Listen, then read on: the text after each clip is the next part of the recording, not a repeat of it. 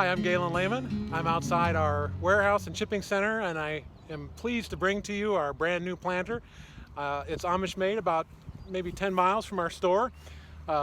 Real heavy poly tub, which will keep the water inside when the soil's saturated, which is what you want. You don't want it running out on your deck. If you want to have it drained so the water gets away, you can just drill holes in the bottom. Cypress frame, nice flat top here. Everything's well fitted and screwed together with stainless steel hardware. Underneath we've got treated legs, which will withstand ground contact. And I think what we have here is a planter that will last for years. One of the things I like about it is this triangular bottom.